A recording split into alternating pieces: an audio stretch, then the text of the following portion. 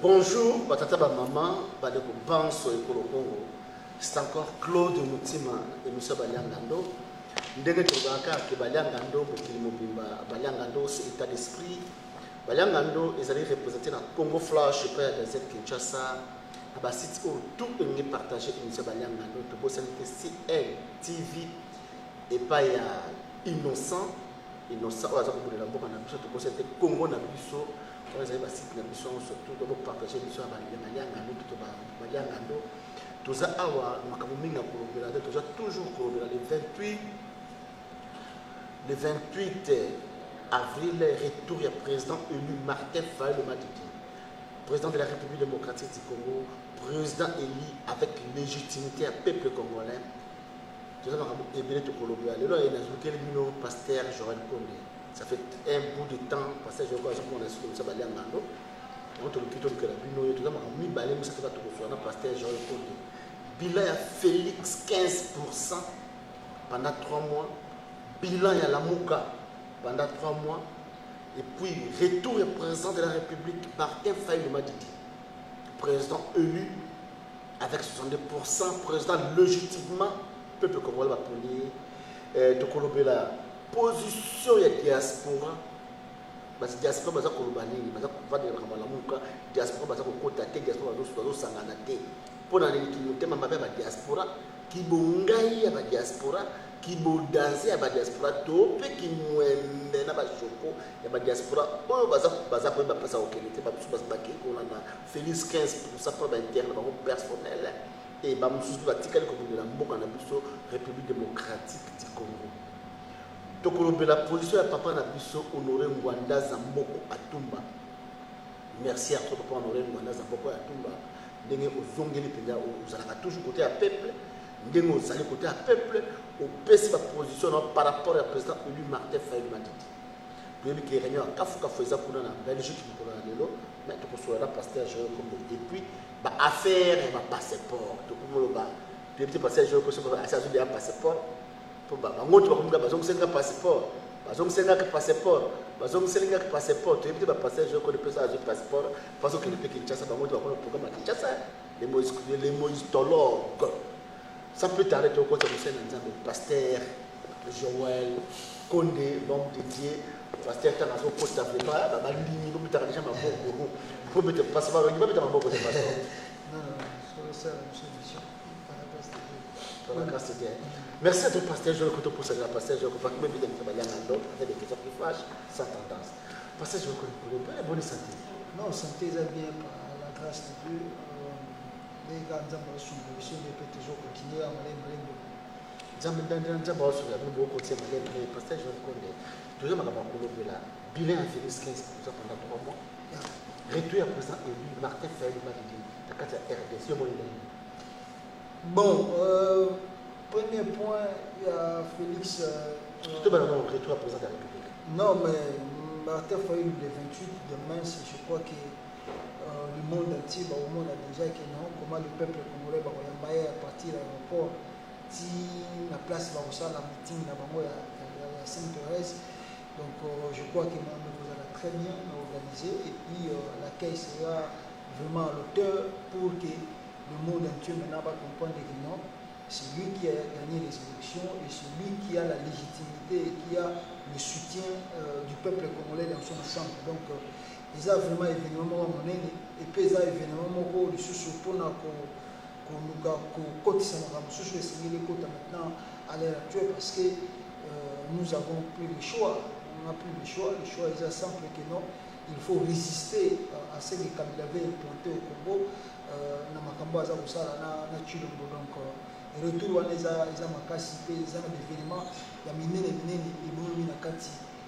donc moi j'encourage d'abord les Congolais au Bazan à Kinshasa, en tout cas Bazan Bélé, Batom dans l'aéroport à Djili, candidat le président Martin Fayulu à partir de l'aéroport. Donc on a dit que papa, maman, les connaissent Suzanne Banda en tout cas, si vous avez un moyen, possibilité, à faire la vidéo, une minute, tu as bien un phone, tu as un message dans WhatsApp. En tout cas, tu as un Congo, pas motivé, pas à l'aéroport parce que tu as toujours rêvé, comme tu rêves du père. 18 ans, Kanamba a passé au pouvoir, rien n'a changé au Congo. Tu ne peux pas repasser 5 ans au pouvoir, rien ne changera au Congo. Et dans ma Congo, Baza pour préparer à la suite de compte, nous sommes Congolais, on a surpris. Alors que la suite de l'Bitotika, on a un gars au Kanamabo, tout le temps, non, et ça et l'autre côté, et ça et l'autre côté. À la fin de compte, on va se demander des questions dans les jours à venir. Donc, Batouba Zalé Bélé, parce que Bamoni, Bilan, démarche tout à Salia, Libanda, comment Makamuto est positif. En États-Unis, par exemple, à Koutelena Batoba, au niveau, il y a des colos, il y a Makas. Je crois qu'il y a un secret, il y a mais là, rencontré une personnalité et administration médicale pour nous faire voir que non, le Congo va mal et si ça continue comme ça, on ne sait pas ce qui va arriver dans les jours à venir. Et puis, il y a l'Europe, tout ça, tout ça, alors, retour à Kinshasa, maintenant sur le Congolais, surtout de Kinshasa, vraiment d'affirmer que non, nous sommes derrière la Mouka et nous sommes derrière le Matin Fayou, au Toponaki, il y a plus de 62%. Donc, il y a moi là toujours c'est la lobby totale. Évidemment, mais j'ai confiance aux Congolais et j'ai confiance dans Bato Baza pour motiver déjà à partir parce que dans Kinshasa, il y a des équipes qui travaillent, et Baza pour travailler déjà dans la CC pour basa la événement et la réussite totale et je crois et j'ai la confiance que Dieu au hasard de l'écolo à Osala qui non Makambo et les très bien parce que le kabiliste Balinga qui batia piège et ils ont voulu mettre le piège à Komisa Kozomisa Kor ya Lutumba parce qu'ils avaient deux choix soit Bazomisa Kor ya Papa Tshisekedi 28 soit Bazomisa Kor ya Lutumba alors ils ont préféré de faire parce que c'est un monde encore plus fou et plus le retour de matière, ça risque de basculer les choses.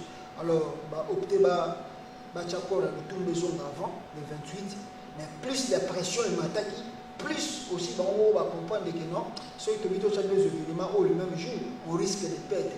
Alors voilà le pourquoi ils ont changé les calculs, repousser le tour les 30. Et moi, je dis à matière, c'est bien comme ça de ne pas changer de date parce que bateau sur le changer la date pour dire qu'on va faire l'événement là va compliquer encore davantage. Il faut leur démontrer que non, le Congo n'appartient pas à un individu ou à un groupe de personnes. Va dire sur le web piwana, va sur la décision pour un beau candidat va en désordre. Donc c'est bien que Mathieu Fayou a insisté. Le 28 nous serons à Kinshasa. Ceux qui vont le tout le 28 c'est votre problème. Ce que Papa Tshisekedi dans le 28, c'est votre problème. Nous serons là et nous allons faire notre événement. Il ne faut pas oublier, nous avons déjà remarqué le piège que Kanambe, avec son complice Naye Chilombo, parce que les trois réunions successives pour bouleverser quand on retour à Martin Fayou. Alors, le piège ne soit pas où il y a c'était que non, plutôt créer un message tribal pour que non, la Moukaza guerre tribale dans le Congo. Donc vous allez remarquer que non, peut-être le journal lobby, il ne manquera pas les gens c'est faux parce que nous avons Jacques Ndala il y a plein de balouba bazanga la Mouka contrairement à la vidéo non la Mouka balingi un moulouba comme président c'est faux et archi faux parce que si la Mouka tout bazar presque bazar le lo bazo formé ba leader de la Mouka bango nous presque à part Jean-Pierre Bemba mais le reste là ba soutenir Papa Tshisekedi en 2011 et pour bazar basa balouba bazar pe na basa balouba ceux qui ezalaki ba soutenir qui balouba te ou bien balingi moulouba comme na pouvoir comment ils ont soutenu Félix Tshisekedi comme premier ministre jusqu'à la fin, jusqu'en 2018, comment ils ont mis l'accent que Félix doit être le premier ministre. Félix a dit donc maintenant, aujourd'hui, Félix a triché, il a fait ce qu'il a fait là. Alors, Batalamouka va se motiver, va se la réunion, comme on les a réunion anti-Balouba. On est sur le monde, c'est que y a un tribal. Et par exemple, et puis, non, ils sont Taliban. Et puis, il faut comprendre que non, un véritable Moulouba, un Kino Moulouba, c'est un tribalité. Pour eux, il y a un Moulouba, il y a un Moulouba, il y a un King, il y a un King.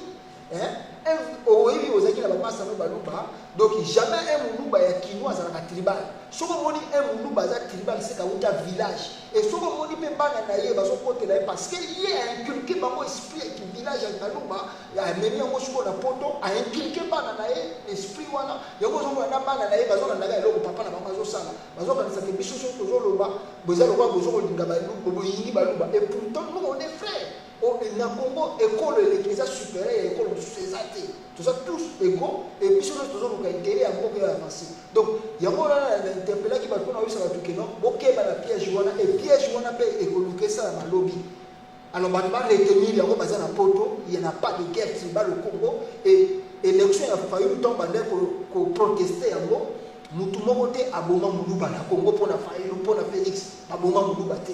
Pour revendiquer vérité des urnes. Je vais vous donner un exemple. Papa Tshisekedi, quand on a gagné l'élection en 2011, pourquoi papa dit que non, ou bien papa Tshisekedi, les gens pour revendiquer. Voilà,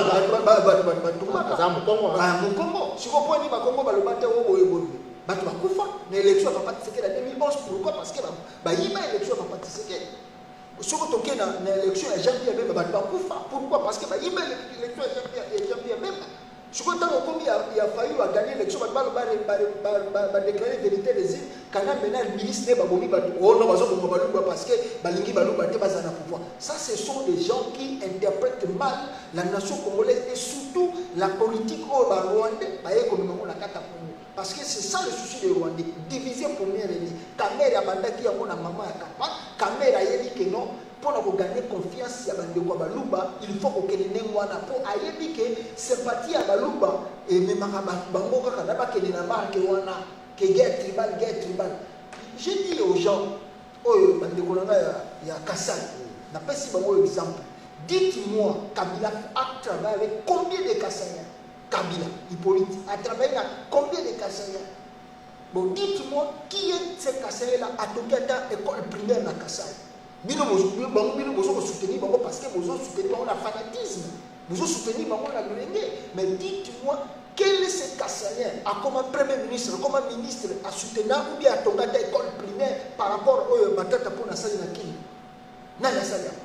Binochi balaye associé mandat d'ailleurs a préféré que somo babis na Afrique du Sud a somminé bandako la toli a tia bandako na Angleterre na France afani naye sur le pouvoir il est riche il est bien ce qu'on a cassé pour nous soutenir Binochi bala ce que Binochi bala a ça na cassé donc voilà sympathie à bandako ya cassé bazo baté que non leurs propres frères au baza ko soutenir bango baza ba pire ennemi na bango par exemple Félix Tshisekedi est l'ennemi de Kassaya.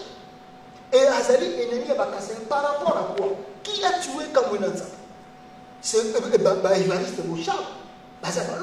Qui a tué Kamouinanza? C'est le système Kabili. Mais il y a Sali le Nyola Bakabiliste, ici Kamongo, avant Nina Bango, pourtant Mazo Baono, les Kassai d'abord, va soutenir le président de la République.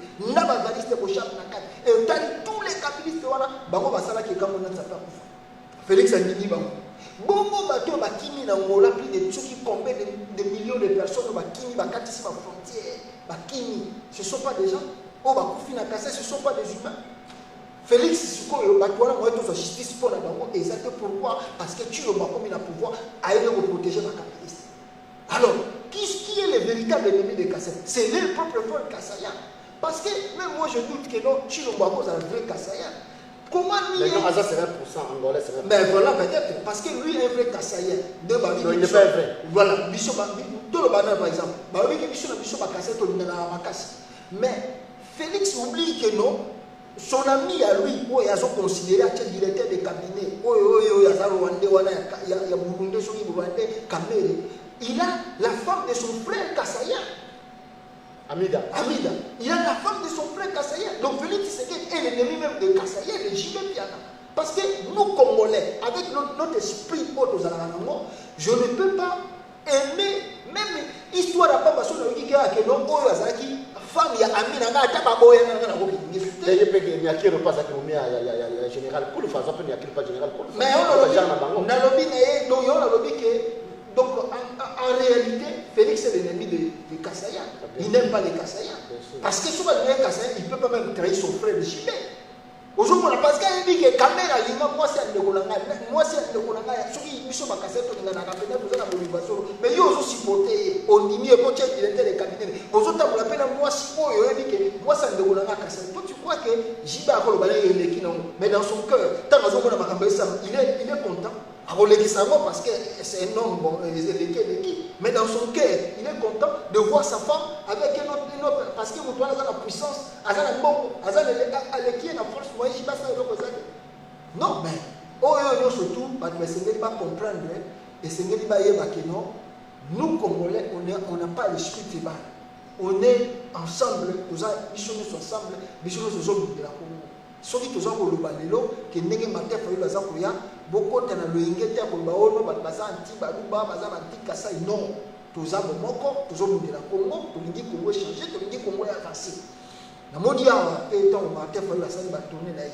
bandeko ya kasai bakoti na baréunion mais tala bisika Félix aza so omona mongala aza wana te okomona na Washington tokozokana mokema pastor mpona Washington bato bazalaki ebele bato bazalaki baluba na baluba epuis okomona ekolo mosusu etunaki ta question parce que soki par exemple neti ngai elongi na ngabo so bamoni nga na réunion même kaka bisika Félix asala nini meeting so bamoni kaka na koti na ndimi te baopesanga ta 1 minute navanda na sala wana baobengana na mais Martin Fayulu a autorisé tout le monde tomoni yango mais lui le président de la République mais c'est pas parce que on a cette tolérance et ça dit nous sommes comme ça on est congolais il n'y a pas de division alors qu'ici encore combien de fois combien de balouba va assister dans la réunion de question il y a Félix la petite sœur à Félix bon qui va menacer nous qui va salir mais jusqu'au yo balia ngando jour sundenge yo sala ba vidéo kende ka na réunion oyo ya Félix akoya poto kota na kati soko mona o résister 2 minutes soko obenga lote bakoni ngamba beta otako pourquoi parce que bango bachango bakokota on esprit tribal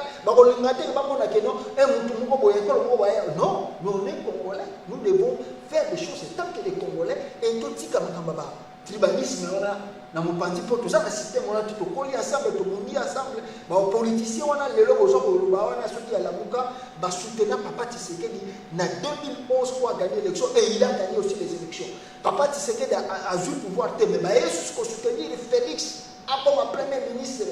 Donc le logo, tu l'as passé ma camarade, lui-même il va payer les prix en foot et d'amour.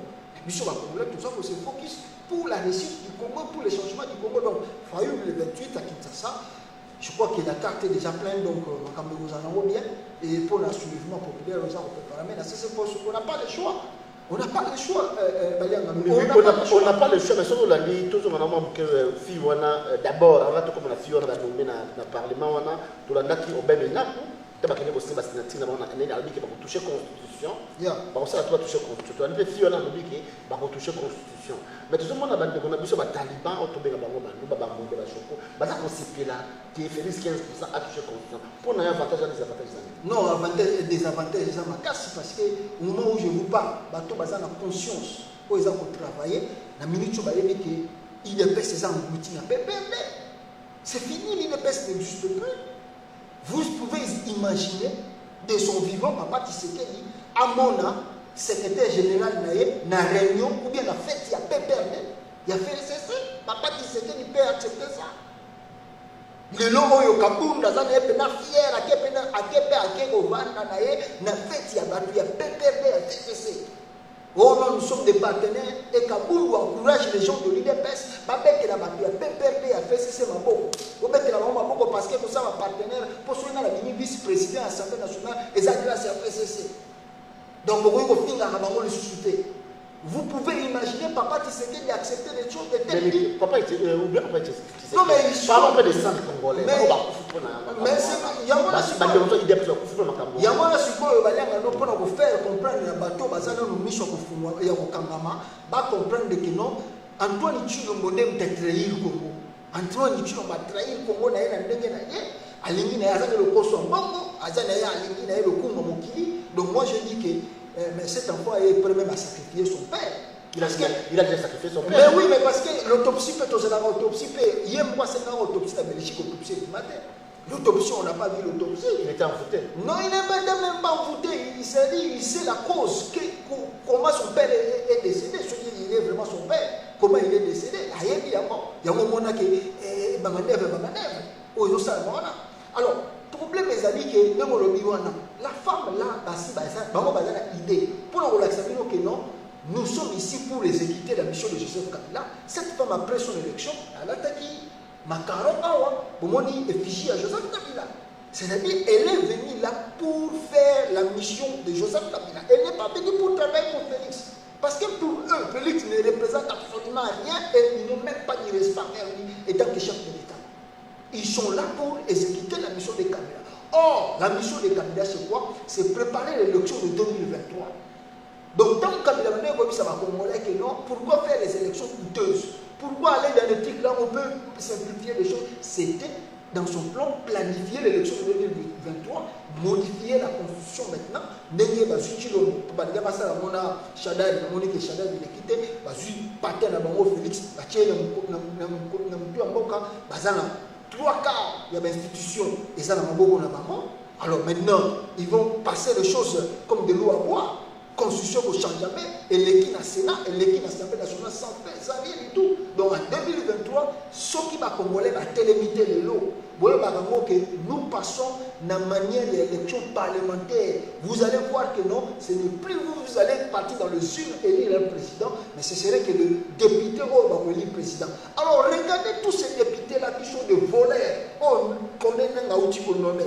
Si on lui promet un jeep, si on lui donne 50 000 $, si on lui donne 100 000 $, parce qu'on a une preuve, dans l'élection du gouverneur et même ces députés-là, il y a province qui ont 50 000 $, 50 000 $, 100 000 $, mais ils ont 50 000 $ pour le montant comme gouverneur.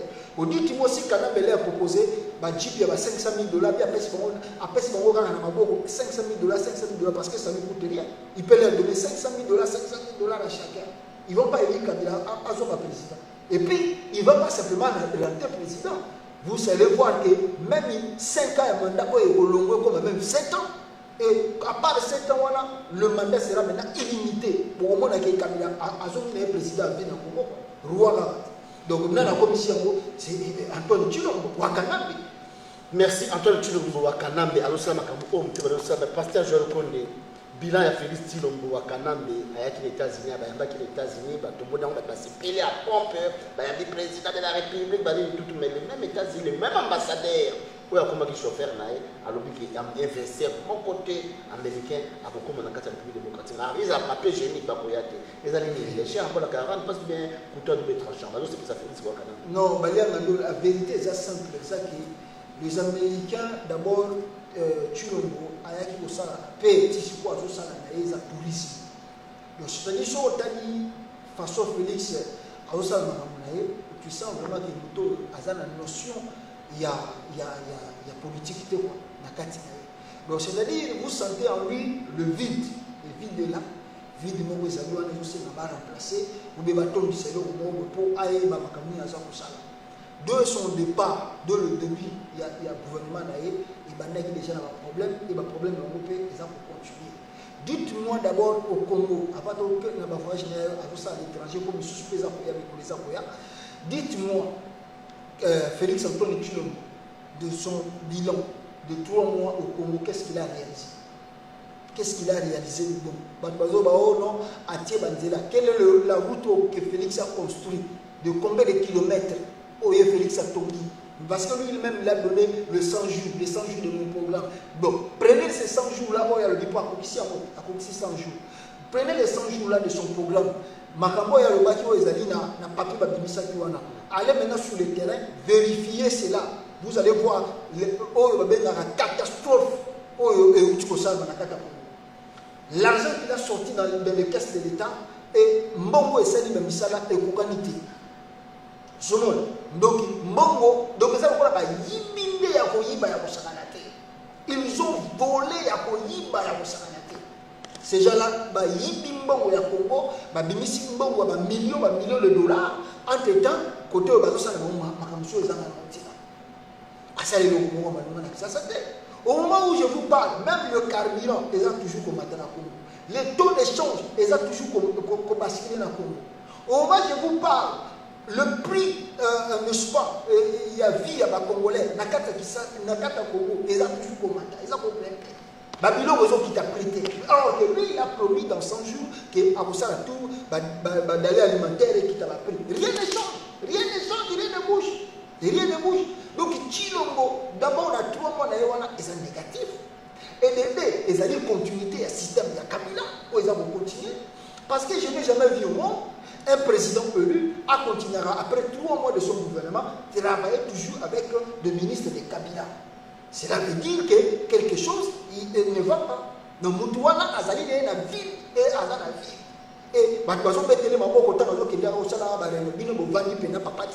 son vivant, élu étant que président, bon, on n'a pas Tshisekedi a aligné ma kabiliste comme ma ministre, elle appelle ça une injonction. Non. Et puis, bah, tout ce qui va relever. Beaucoup de travaux là que vous voyez, ce sont des travaux que Kabila a laissés. Kabila a laissé plein de chantiers. Et ça a dit en cours d'exécution. Et M. Bander Koussala, peut-être après quelques jours, il a inauguré. Et c'est ce que Félix a trouvé, c'est ce que Félix a inauguré. Oh, il y a ça, c'est du n'importe quoi. Prends l'exemple, il y a Pongo, il y a qui a inauguré dans Kisanga. C'est du n'importe quoi. Comment un président de la République a colonné la jet privé, Kinshasa, ne soit Kisanga pour un pont de 30 mètres et de 15 mètres. Vous pouvez, oh non, pour moi, madame, vous existez 18 ans, Kabila, ça est le côté. Mais Kabila a inauguré beaucoup de choses. Oh, il faut le comparer même à Pont Anatel. Si Kabila peut-être a dit l'idée de l'eau, mais Félix peut-être a dit l'idée parce qu'on a appris que c'est pour la coopération avec le Rwanda. Pour Félix, ma voyage il dans ça là, ils ont ma voyage de point que lui il a un deal avec Paul Kagame. Et je le dis et je répète ça aux Congolais. Félix a signé le deal avec Paul Kagame pour preuve. Oh, il a dit dans l'émotion, ils ont dit Rwanda Airways est quitté la Kinshasa. Parce que le Rwanda avec Kagame s'oppose à une élection. Et la délégation qui est au Rwanda, tant qu'il y a finaliser la Rwanda. Si je suis président, je vais autoriser Rwanda Airways et Kinshasa. Si je suis président, il y aura peut-être des ventes de minerais. Oh, il y aura aucun de Rwanda. Bon, Félix, c'est la continuité des Kabila. Et c'est plus pur même que Kabila. Maintenant, au moment où je vous parle, la compagnie du Congo continue à problème. Or, tant que Rwanda Airways est comme une concurrence, le marché de Congo Airways est là. Et si vous avez un bateau qui est employé dans le Congo, vous avez un salaire. Pour Rwanda Airways, vous avez un Rwanda.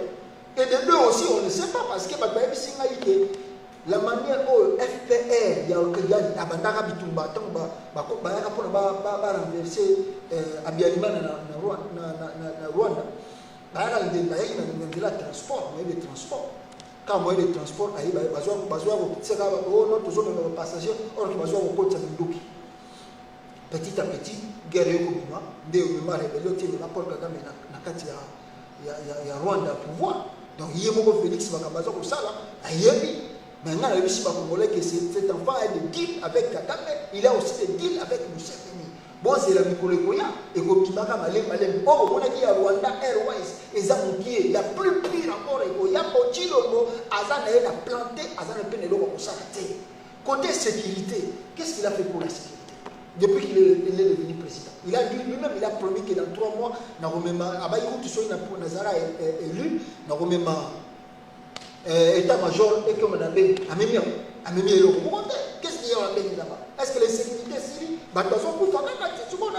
les gens meurent toujours à Béni là-bas, les gens meurent. Félix a mené la paix, rien du tout. Lui-même il parle aussi à Kisanga, il dit qu'on a insécurité. Mais lui, il dit qu'on a une insécurité. Tu n'as même pas un plan de sortie. Tu n'as pas un plan. Il part au Rwanda, il dit au Rwandais, il dit à Kagame non, oh non, pays où va adresser comme ça au Rwanda. Ça, c'est le jeu envers la nation congolaise et puis le monde congolais. Les gens qui ont dit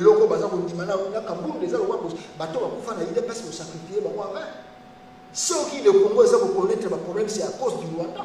Comment y a-t-il le président élu? Président nommé pas ça.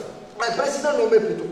Aujourd'hui, il y a Rwanda, aujourd'hui, le Bao, non, Makamutoza, on a commencé à Rwanda, Teza, Ouganda, Bango, Bazan a un problème là-bas. Oh, Chino, aux gens qui ont tout le monde, ça l'a bien.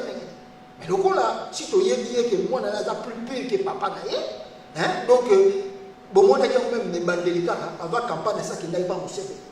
La campagne, ça n'a pas au CV. Badilo, Bayoga, au CV, il n'a pas bien. Il y a un moment, il y a un drapeau, il y a un Congolais que Chilombo est plus pire que Kabila. Beaucoup de monde a dit ça. Beaucoup de monde a pris à tout pour les honneurs du monde. Il a pris à tout. Donc, beaucoup de monde a dit que le Congo a un régime. Donc, Bila a Congo, c'est négatif. Et ça, totalement négatif. Il n'a rien fait. Il n'a rien changé. Il n'a rien. Attendez combien d'hôpitaux? Alors, moi, j'ai entendu l'hôpital dans 100 jours. Attendez combien d'hôpitaux? Attendez combien d'intérêts? Et là, on dit changer. Puis, il y a ma vie qui a changé. Après, c'est combien d'emplois? Dans ma Congolais, dans 100 jours. Après, c'est combien d'emplois? Donc, ma watro, ils ont dans 4 qui sont dans Congo, son bilan est négatif parce que tu dois sentir une continuité à Kabila. Ils en ont une marche. Et puis, de deux, c'est que les Congolais, c'est des notés aussi. Tant que les bandes awa, avec le tourisme.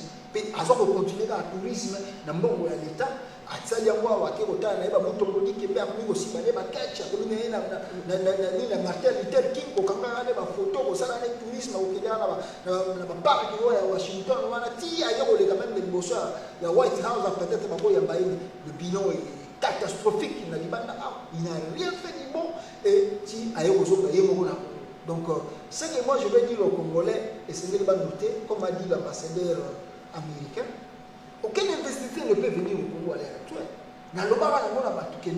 La façon dont on va nommer,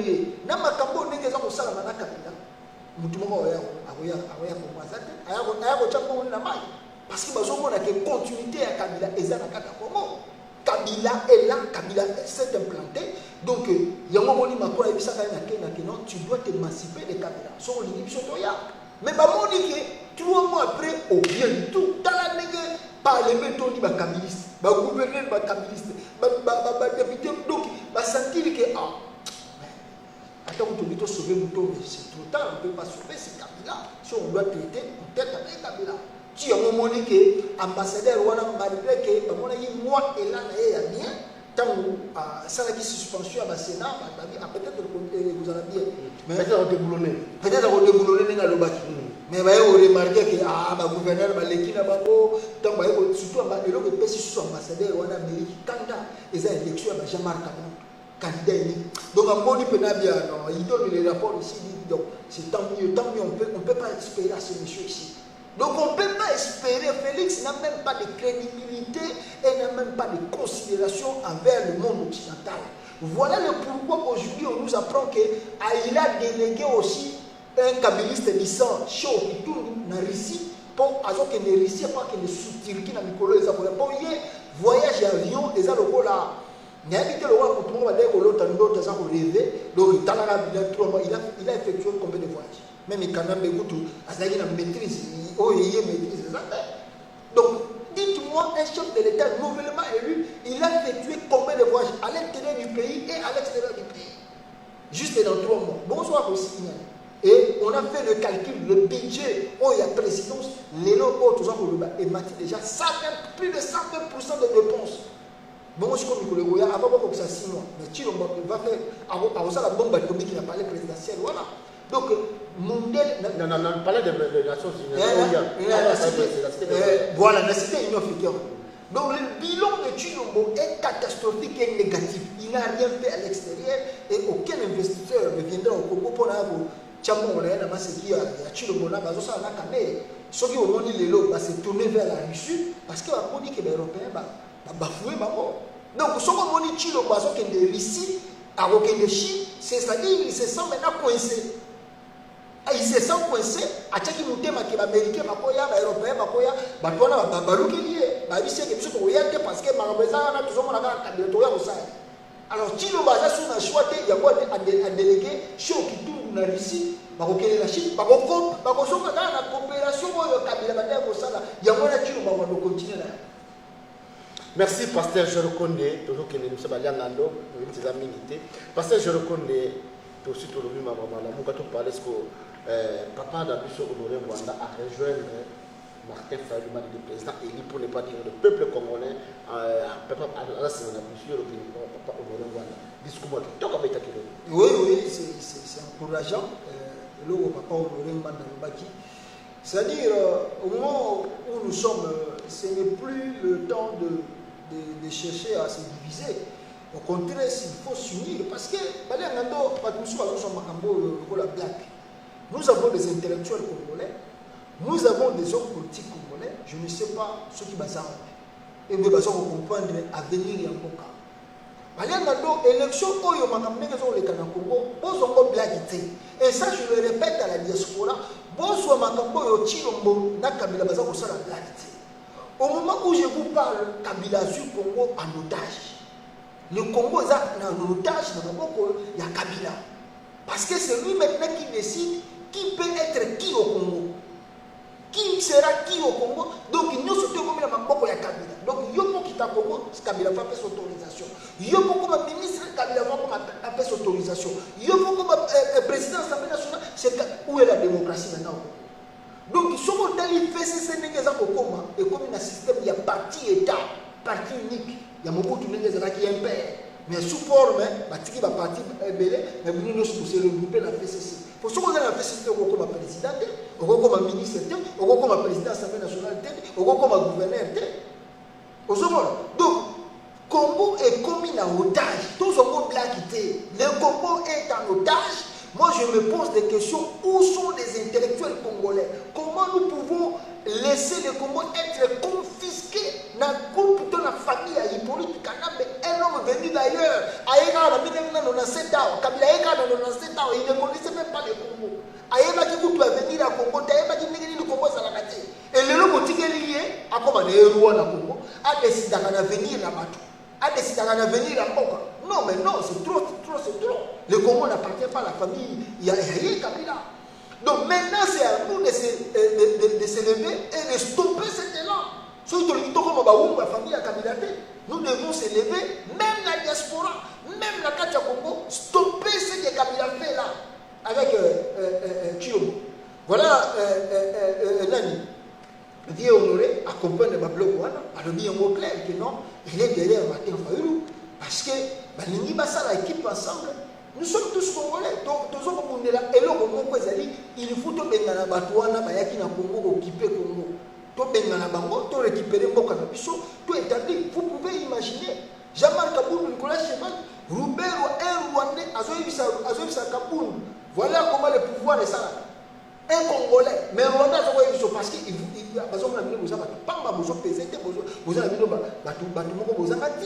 vous parlez trop, mais vous allez de l'autre côté. Les politiciens Congo, surtout pour minimum changer de couleur et ça va ensemble à Katumbi. Ewanga,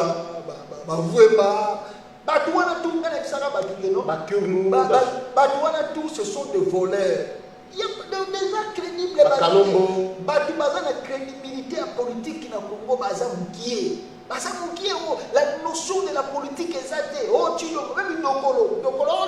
Dokolo lui-même, je ne sais pas, même parce qu'il était à Angola, même s'il était à côté de son beau-père, un grand politicien président, je ne sais pas son notion politique. Bon, la façon dont je vois les choses, même les intellectuels congolais, je doute fort. Quoi. Oh non, Félix avance bien, bon, moi, je n'ai pas besoin qu'il est bon. Mais si on a besoin qu'il est bien, moi, qu'il y a un Congo qui travaille. Tout à la vie, non. Tout ce monde-là, qui est ensemble à Katumbi, ce sont des voleurs. Et puis, ils sont au Lopa, ça date pas aujourd'hui. Que non, Katumbi doit s'émanciper de tous ces partis politiques-là. Parce que il y a qui pour les intérêts, il y a qui pour l'idéologie, il y a qui pour la balanda, oh, il y a ça pour me souci. Rien. Il y a qui pour avantage. Et ils étaient trop sûrs que non, c'est Katumbi. Alors, comme président, il y a un moment où il n'y a pas cette confiance. L'autre va dire que c'est qu'il même s'il a volé, mais comme il est le président, même si Katumbi était Fayoulou, Batouana, il va faire presque la même chose. Parce que ce sont comme ça des politiciens congolais. Dans la nature, dans la notion, il y a patriotisme. Alors, on aurait pu se mettre les maboko. C'est la suite, mais ils ont déjà un message à Makassi. Ils ont un message à Makassi. Parce que là où les Kabila sont, ils ont déjà. Ils ont déjà parce que non, ils ont changé. Donc, diaspora, ils ont changé. Donc, ils ont force à Makassi. Nous encourageons cela. Et tous ceux qui ont doute dans la diaspora comprennent que non, tous les même les diaspora, non,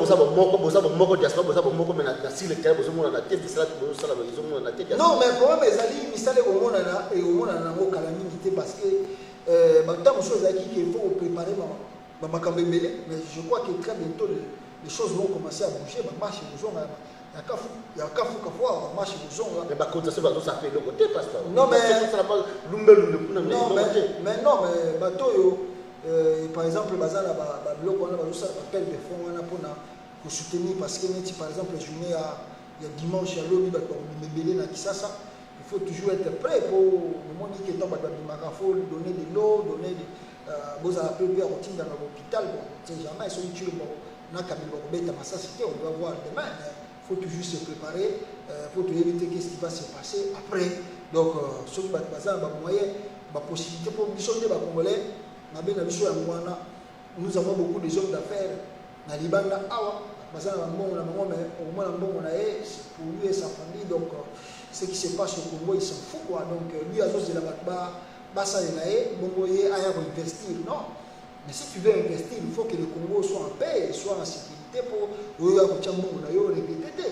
Mais si on a les bandes bitumezo sama na Congo yo nyo kuchate yo ngalokola ndana eza bongo na kuchate bongo na kai na bombi yango na mtakuchela yo pasate yango lo mona ke tosoko ko avancer minute parce que ngana ko nzala peut-être na makasi ya koluma yo za makasi financier soko yé au soutenir ngana mbongo bon to sala boy parce que soki to sala mbongo to sala ba voyage minene to ke nyokuta na bata minene to ke nyokusala boy na boy. Mais si vous avez une bonne possibilité, vous avez une possibilité.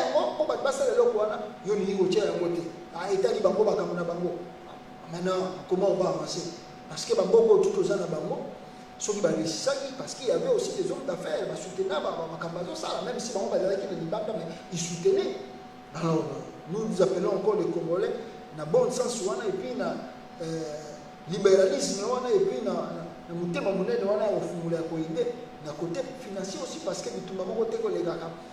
sans bon, il faut toujours soutenir surtout et puis encourager les gens à faire de vidéos même il y a 1 minute, 2 minutes il y a ça va que les Congo vont mal Chilombo a changé vie à Congolais il faut tout tel ma mission to bengana régime oyo yé Chilombo aza ko bomba parce que lui il n'est qu'une étiquette un simple citoyen il n'a même pas le pouvoir.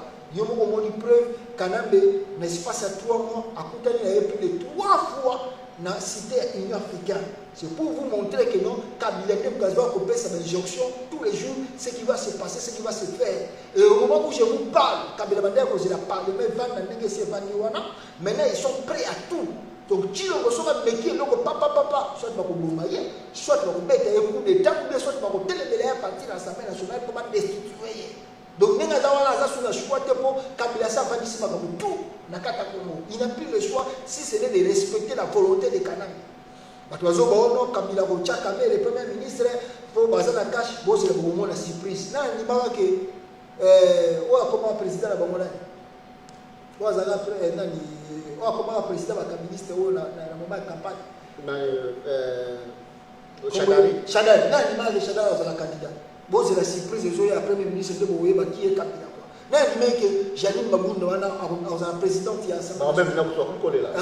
Bon, c'est le moment la surprise, après le ministre de Kabila Oussardino. Bon, Kabila n'est pas planté partout, il y a ça suivi. Bon, il dit que Namina, Mina, va pas stocker. Il dit que na Kim Duo, Batata pour encore stocker. On dit Janine Mabounda, à l'accès, déjà qui est loyal, fidèle à Kabila, à l'accès Macaron.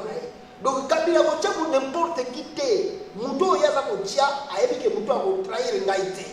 Donc, si Mouto a le Premier ministre, Kabila a dit que Mouto a trahir Ngaïté à faveur de Félix. Pour Kabila ne pas contrôler, pas gérer, puis, on comprend que non.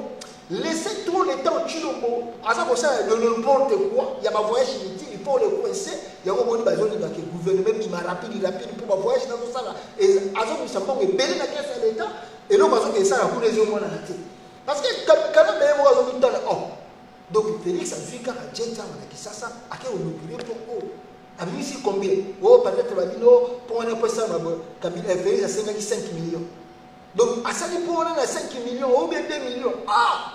Kabila Tali peut n'avoir même moi, on va le sur la PCI, mais bon, on a sur le salaire qui m'a économie, on a sur le salaire fidèle.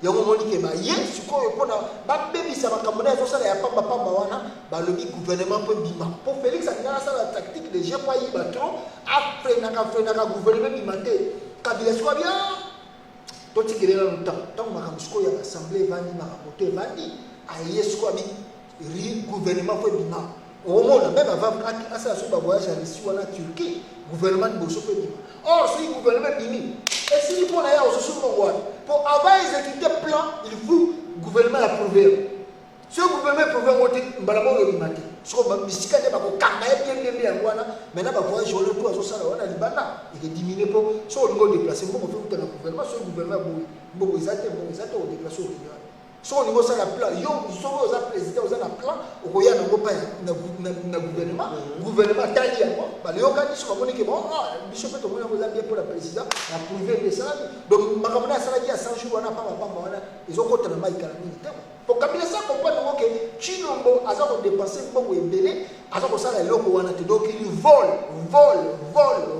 donc a une coopération c'est un grand coopérant Félix a ça la copa chekula na Bruxelles na na monter que Félix a ça la copa ya chekula master na Sami Badiba ça chekuliste na na monter Vidi Chimanga c'est un chekuliste Vidi Chimanga ouais les gars de la France 24 on dit que non j'ai le vide il y a un vide c'était un chekuliste na Bruxelles na na monter Sami Badiba chekuliste na Bruxelles na na monter Félix est mon chekuliste na na monter moi si à Félix chekuliste na na monter na poto na Bruxelles pour battre le matin na pakoloba na bango et là on soigner ça va congolais bon longola ko banga oh non ba ko finga nga batali ba oh mais ta ba fingi yo ko ese so bona njile ka kabila longa muto ba ko finga Jésus kutu mwana nzambe ba finga ye mais ye wana lelo ba tsuwa ko misale ba ko ma adore bo so yo ba fingi yo e ka saloni e ka ngamo ba finga te ko kipe ya ngote sala vidéo loba vérité oyo ye chilo ko c'est un voleur aye ko détruire espoir ya nation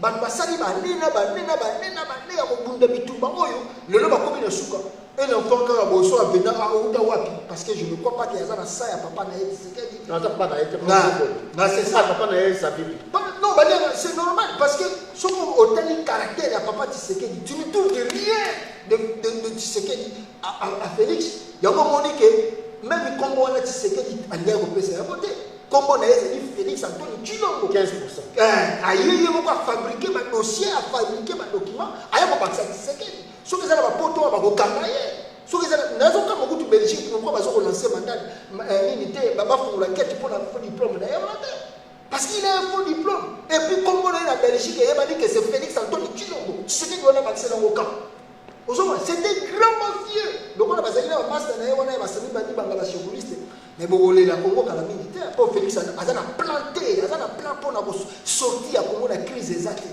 il est coincé au monde de la crise il est coincé parce que les Américains c'est la vérité on ne viendra pas chez toi maintenant il veut tourner le dos vers la Russie mais à quel la Russie tout le monde a essayé et au changer Congo Kabila fait 18 ans avec la Russie qu'est-ce qu'il a changé au Congo c'est zéro catastrophique donc tout téléma pasteur je le connais tout téléma tout ça ah tout comme ça mission pasteur je le connais il y a passeport alors non bon c'est bien notre bataka tout mais on ne pas katilo je me suis katilo non vous pas passeport comment passeport vous avez Moïse katilo du casse non mais parce que kalba du passeport les andeni tout vous avez passeport non balianga ndo ezala ki piège oyo Félix na Kabila bayoka na ki po ba bomba tout vous découvrez pas ce qu'on non makambo ezali toza na baservice oyo eza na kati ya ndako ya Félix ezopesa biso barévélation lwaka bwanga batembele bazaza wana bazalaki na poto ozomona bayebi bato bele baza na ndako ya Félix bazopesa biso barévélation so omoni motu lokola fisi mokoko wana akomi otelemela ye moko Félix parce que accompagne de vérité qui y a rien ozomona donc est-ce que ma Moïse katulu ça non coup de papa na ba lobi ba kyungu ba tutu ba lobi ba fona ba zolo ba qu'est-ce que tu dois comprendre kyungu azo si kyungu papa kyungu azo ko si rattraper yemo ba yima kamina sala na Syria ya makambo asala wana ya baluba kuna yemo azo ko assez racheté na ndenge na yego na c'est son problème alors mais problème ezali que bango balinga batila katumbi piège azoma na Congo kwa bomanga tumba mwangi kwa pour Katumbi soit à l'air qui ça dans l'air actuel il sera sacrifié pour Félix a sacrifié Félix a sacrifié Katumbi soit à l'air à quitter Congo parce que Félix est devenu président Félix a sacrifié Katumbi parce qu'il a dit que bango ba yeba ça qui calcule ba dit que peut-être aza kopesa mingi na ou bien financièrement peut-être Katumbi aza kopesa po babi ke biloko wana Félix akomeka ngo babemba te po babi ke même baza catégorique akolinga ba bêtise na wana sosala te donc yango moni donc point faible d'abord on est Moïse ba to ke de pas Moïse po ba meki boso ba lokoli ba dossier na ye après on ba pesi passeport to annuler ba dossier bon ba la biso bisika ni jugement ko ça na une colonie même on a chose la vérité même Katumbi ayeba ile même Olivier tout bazalaki na clan ya Katumbi bayeba kite ba kwatika no dossier Katumbi il a bisika jugement ça la ayeba kite mais pourquoi ba se plaindre non on t'a sepelé la zate Kalou non nous félicitons parce que tout le monde dit que interférer dans ma justice mais justice c'est salamité nous comment on jugement ça donc on est au sein de ça Katumbi on est au sein de mon public dernièrement donc ba kende ma dossier Katumbi ça qui en public au secours et ça vient na journée donc il m'a dit bon on dit bon le la bonga pour piéger Katumbi azonga kisasa pour to bomaele to mbaka to bamoke ko pour Katumbi faut yeba ngo ke Kabila za rancune Kabila sa aza rancune soka ndenge Katumbi makambutu asena libanda awa amwaka collaborer kinayo soka collaborer na Kabila te Katumbi ra to Congo bon na film ko mais ko batu ko bazo bazo ba entourage Katumbi ano do ba mi wana ba déclarer ba usala na surtout ça Holanda deli neti mutu ko deli c'est ça Holanda ko Kalombo ko Jacques Mbemba mutu ko la famille yongo ba ngona tu baza nana biso ke biso nous autres déjà ba révélation ba tebele ba zaki na prison kala ba zaki ba posanté ba zaki ba gens secret ya Kabila ba zaki na prison et ils étudiaient les moyens comment faire pour na baye ba planifier la mukaza ko préparer debi ba ko opposer ba zaki militaire na Congo opposer na moyi mais na buto ko bina ye ake ozone chef pas na ce sont pas des gens na biso otala ba ngo plus ton continue sur la politique à Congo plus tu comprendre qui sont ces gens là ce sont des éléments très dangereux. Les éléments très dangereux, toujours dans la gare, Katumbi neti de la sope ça va compter sur mission sur émission que soit on crée parti politique était en 2023 compter batouana au moins avant makambo batouana ba osako ba donc boni sur risque à créer parti la muka ka kubia la muka non nani la muka ba créer parti Jean-Pierre Bembaza na UNC na yo moni Jean-Pierre Bataille ya UNC bazo bouger MLC ya MLC plutôt yo moni Bataille MLC bazo bouger te parce que ba yebi que leader na moi ça Jean-Pierre Bembaza ko diriger parce que ça inclut la vision et puis na bakanisateur mais pas Katumbi na Hollandais deli ça sanga dans la partie mais jamais on va passer la partie mais au moins dans le bique sur une partie sur un MPCR non autre le point na biso na to système so be azana libre pour sa partie na Katumbi dans ça mais sur Katumbi ça li partie na ya yebo ko bien ba redynamiser partie ya conseiller Salomon neni pende je crois que va changer belé parce que bakoya wana bazola na idéologie ya président bakoya te que non pona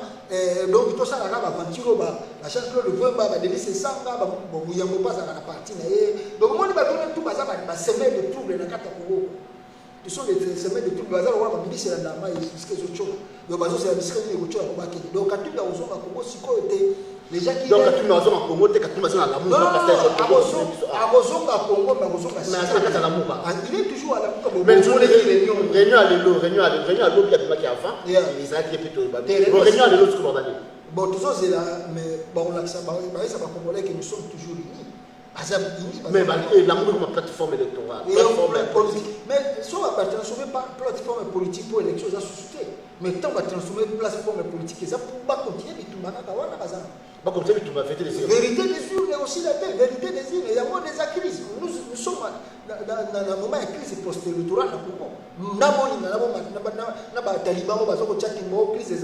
vous dit que nous sommes dans la crise post-électorale.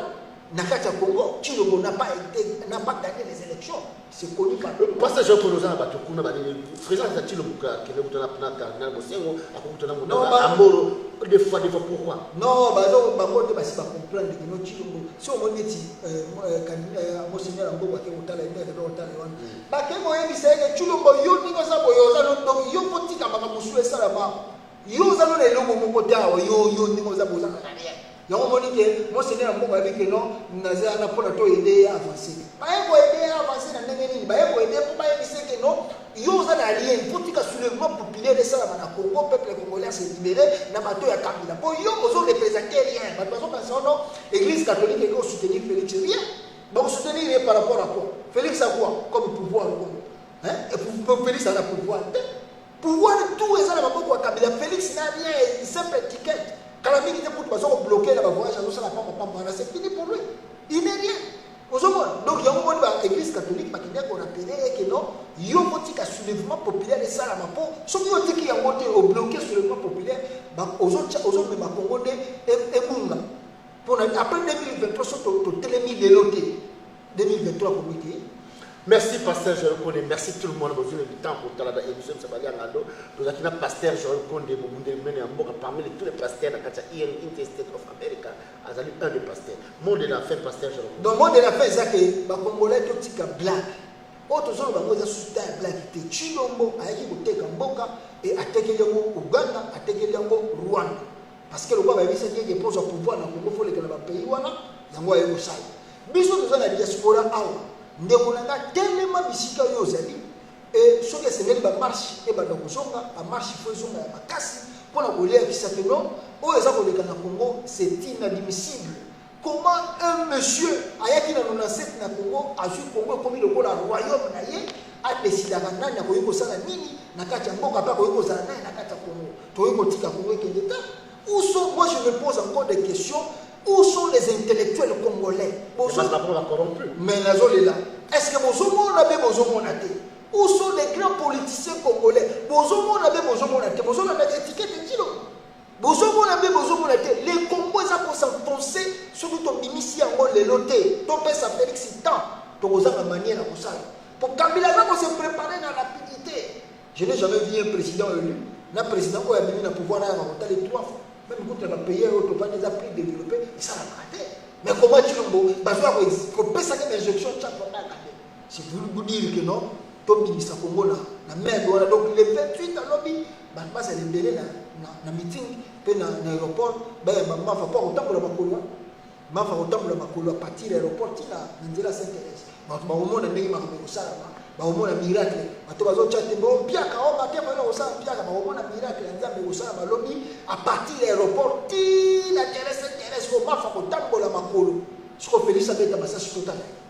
merci Pasteur Joël Kondé, merci tout le monde, merci Tanti bien à vivre. Merci pour la Marie pour partager M. Banyanga, nous ils allaient représenter le Congo Flash, je peux aller dans le John Image TV. Nous avons pour le président de la République, Martin Fayulu, à cause de la lobby de la République démocratique du Congo, marche pour y avoir Kafu Kafu, Bataka Bama, Bananyo, surtout il y a Kinshasa, la République démocratique de Mobimba. Nous avons une bande pour attaquer l'institution, surtout. Il y a une politique qui a attaqué la commune, le gouvernorat, la place, le cortège, molotov, c'est obligatoire. Nous avons bien la nature, c'est la geste. Merci à tous, merci, Pasteur Joël Kondé. Merci beaucoup, Alain. Merci à tous, merci tout le monde. Salut.